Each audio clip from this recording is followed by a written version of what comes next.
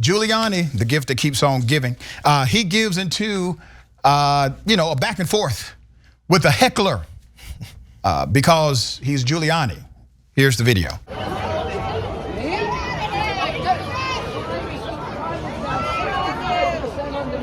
It's up 40% under him. You bet. You're right. I reduce crime, you jackass. You're the best. I am the best. You are a brainwashed. And you're probably, I am a class act. And you're probably as demented as Biden.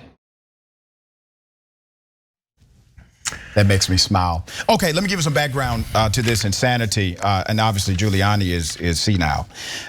So he was attending a Jewish Community Relations Council to celebrate Israel Parade, which returned for the first time in 3 years on Sunday. According to Jacob Kornblad, the political reporter who recorded the incident, the heckler was identified as a Democrat.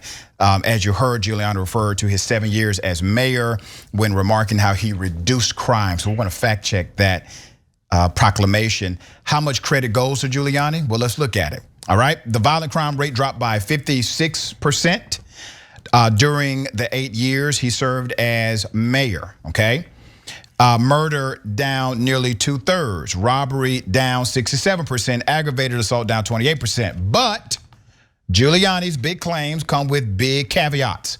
While the stat he cites are accurate, independent experts and studies of the phenomenon suggest Giuliani exaggerates his role.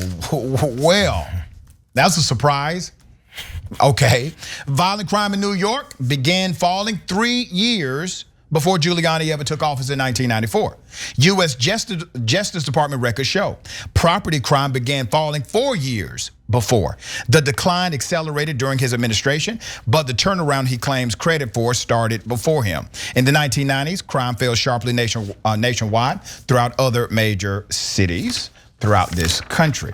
All right, so this has continued. So many criminologists, they have gone on record. They believe the decline in New York, as in Chicago, San Diego, Miami, and elsewhere, was the result of a complex mix of social and demographic changes, including a break in the crack cocaine epidemic, an improving economy, and increased prison terms for proven lawbreakers. So let's talk about Rudy's own credibility, which is shot to hell. This comes as the 77-year-old reportedly met with House Select Committee investigating the January 6th Capitol attack for at least 9 hours on Friday. In a statement in January, Representative Thompson, the January 6th committee chair, said its request to speak with Giuliani was based on his insight into what Trump was thinking around the time of the riot. Giuliani still continues to push the baseless claims of voter fraud. Now remember, he's been disbarred. Okay, people forget Giuliani has been suspended indefinitely from multiple bars in the United States of America for his widespread lies. Now, that's something when an attorney can be sanctioned for lying. Giuliani has done so. The exchange has drawn ridicule for Giuliani from some quarters as the committee investigating the Capitol attack prepares to stage a half dozen public hearings in June, which will seek to illustrate how Trump and some allies broke the law while trying to keep Trump as president despite his loss to Joe Biden. Now, let me say this about the January 6th committee. They're full of it, okay? They are full of it. This is all performative. When they were pressed about if criminal actions took place, they said, yes, we have uncovered crimes. And then they were pressed, well, are you going to recommend prosecution? Oh, no, whoa, wait a minute. Now that's going too far. Well, why are we here? Why are we doing this? Is it to protect democracy?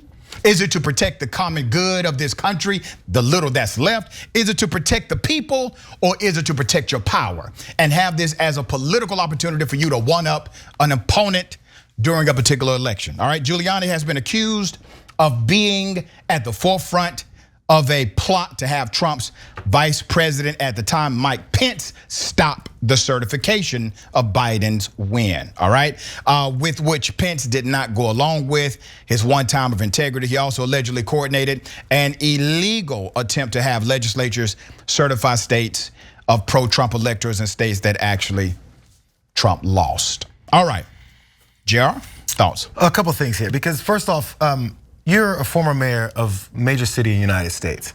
You can't get heckled, you can't stand because someone else says, hey, Rudy, I don't like what you did. Keep walking, bro. We say this all the time about celebrities.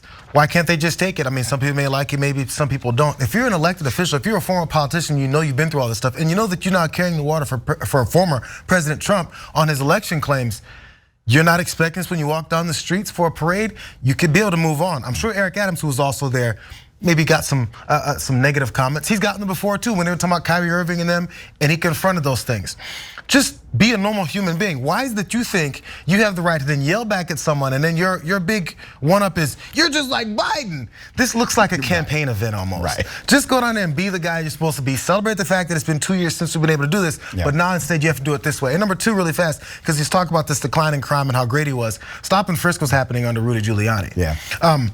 And you can claim all the crime went down, but what was it you were doing during that time? And what were your police officers doing outside of those rules that were already violating people's civil rights? Constantly. So go ahead and put the two together. Say, yeah, I was there in the stop and frisk and it was great. Do you believe that? Because maybe if you believe that, that's why people are heckling you from the sidelines. Yeah, and I would say this, anybody who's in any leadership role, they have to expect one thing, and that's criticism. And something I tell my college students often, criticism is the price you pay for leadership. And the day you are unwilling to pay the price of criticism is the day you're unfit to lead anyone. And it looks like Giuliani has been unfit for a while. All right.